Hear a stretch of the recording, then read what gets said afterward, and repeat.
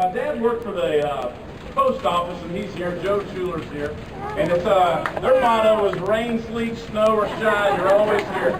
You are here today, and for a great cause. Stephen, I tell you what, it's hopefully this stay in Washington will be much greater than the one before. So even Habitat for Humanity, I'll never forget the very first time that the real estate company went and worked on not one but 2 homes. And we were very excited about it.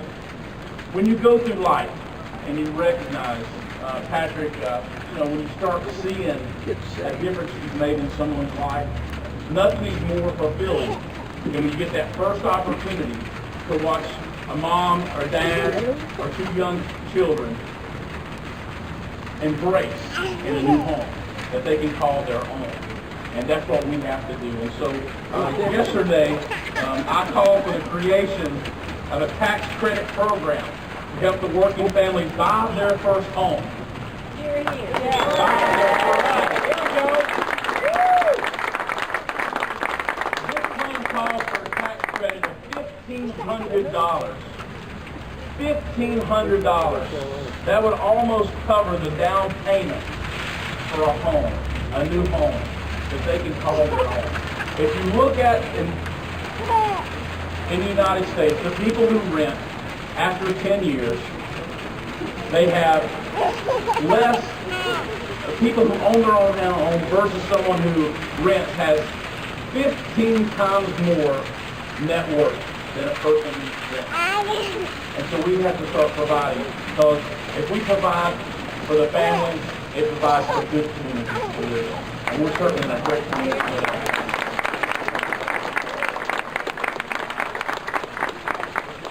It is a great honor to have Senator John Edwards here with us.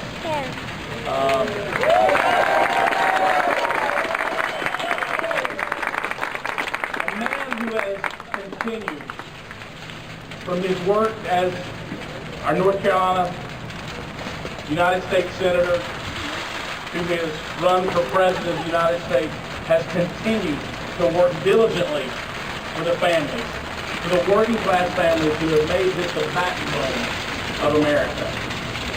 Through his many organizations, his poverty center that he continues to work hard for and provide a place and acknowledge through education and awareness that it is important that we provide for these families and these children. Because when you look at it, it's the children who so impact so much.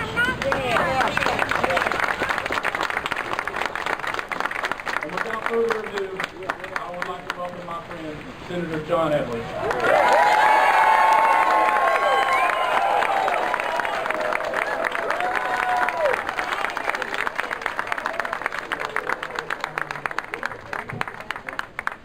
Thank you, Heath, very much. And I'm very pleased to be here with all of you.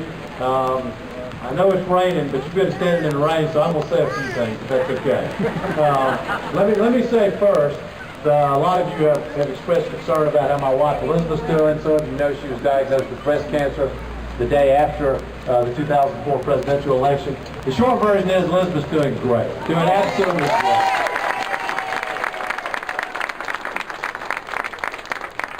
I also want to tell you how proud I am to be here with Heath Shuler. What he didn't tell you was I was involved, very personally involved, in helping recruit him to run for Congress.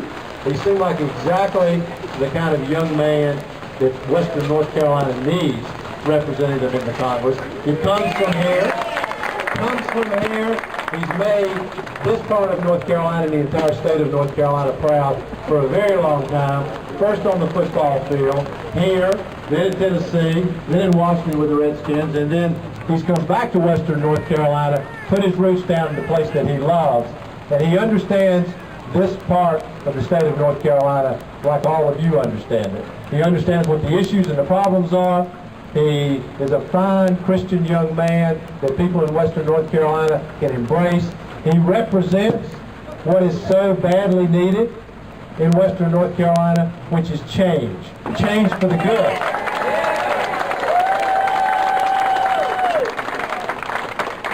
This young man, his family, his wife, and his children are a perfect example of the kind of change that we need, not just in North Carolina, by the way, but all across this country. So I'm proud to be here with you, Heath, and you're going to be in the United States Congress.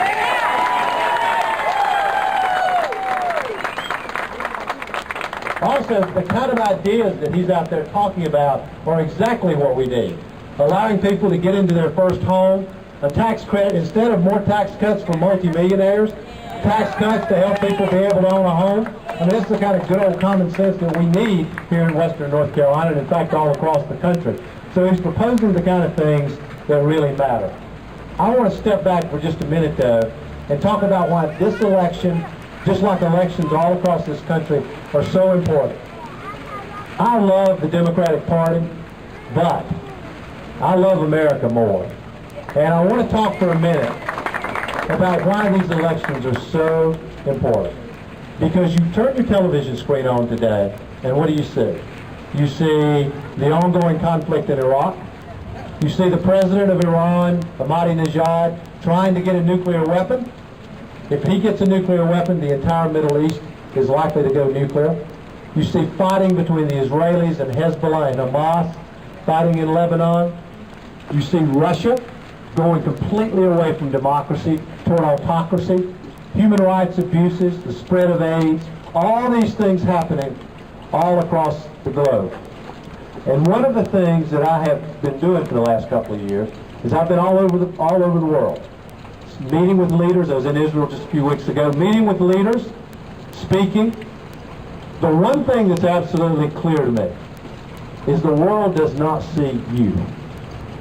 They don't see your character. They don't understand who you are. They don't understand what your convictions and your morality is.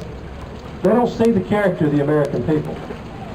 What they see is they see George Bush. They see what they perceive to be Bush's expansion of American influence around the world. But they don't see who we are. They don't. There are two things that America has to do to lead in this world. One of them this administration has attempted to do, and they've done it poorly. One of them is we have to look out for America's interests. We have to keep America strong economically, strong militarily. We have to be the most powerful nation on the planet. We should continue to be. Unfortunately, the Bush administration has undermined that. They haven't helped it. But the second responsibility that we have as the preeminent country on the planet is we have a responsibility to humanity. Not just to America. We have a responsibility to humanity. And what troubles me is, I know from all the time I've spent around the world, is the rest of the world doesn't see the character of you. They don't see the character of the American people. They don't understand who you're made of, what you're made of, and who you are. Because if they did, they would look up to, admire, and respect you.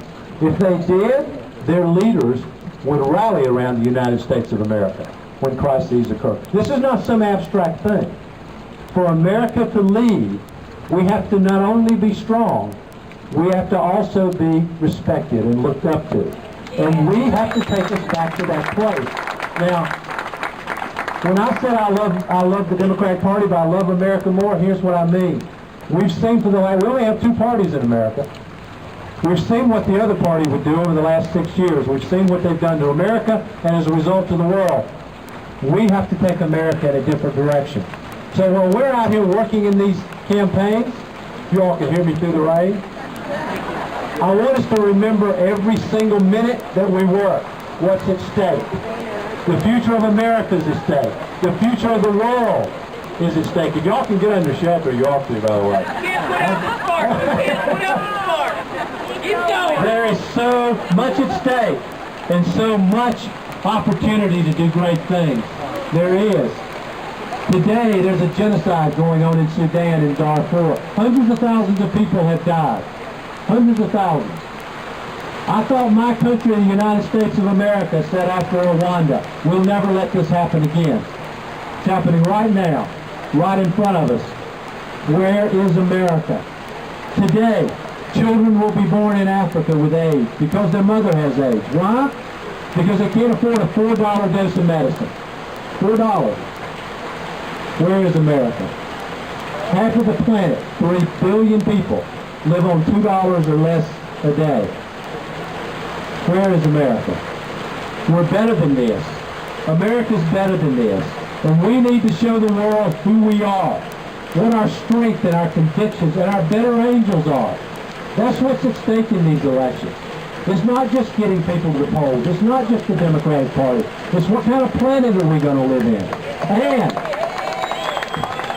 we have so many great things to be done here at home to be the model for the rest of the world. I grew up believing in an America where we were looked up to. We were the light. Everyone looked up to us. This is before Abu Ghraib, before Guantanamo. We were the beacon of democracy, freedom, human rights. We can go back to that place. And we can also fight for 37 million of our own people who wake up in poverty every day, 46 million of our people who have no health care coverage. We're better than that. America's better than that. And so, I'll just say, since it's pouring rain, I'll just say, and I'm going to end my speech now, when you're out working to make sure that this young man is elected to the United States Congress, every single phone call you make, every single door you knock on, I want you to remember what's at stake. Because there is no less than the future of the planet at stake. Because if America doesn't lead, we live in chaos. We see chaos from Egypt all the way to Pakistan right now. It's because there's a void in America's leadership. When we don't lead on the great issues that face us here at home, nothing happens. Millions of people wake up worrying about feeding and clothing their children. Single mothers wake up in the middle of the night worried about their child getting sick and have them go to the emergency room and literally beg for health care. America's better than that. And that's what's at stake. And when I say we, I mean we, I don't mean me. Every one of us have a responsibility. We can't wait for somebody else to do this. There is too much at stake. And so I'll end today as you go out to work on this extraordinarily important campaign for a very gifted, good-spirited, good-hearted young man with courage and natural leadership ability. When you're going out there to work for him, I want you to think every minute what's at stake. Because we can't wait for somebody else to do this. We have to do it. I will end with a line that I borrow. I hope you remember this. That I'll borrow from a woman who passed away a few years ago. But she would end her speeches by saying, you know, the leaders we've been waiting for are us. She's exactly right. If we want to live in an honest, moral, and just America, and if we want America to lead in a moral and just world, we have to do it. We can't wait for somebody else to do it. God bless you. Go out there and make sure that Heath Shuler is the next congressman who will benefit the change here in North Carolina. Thank you all very much for coming.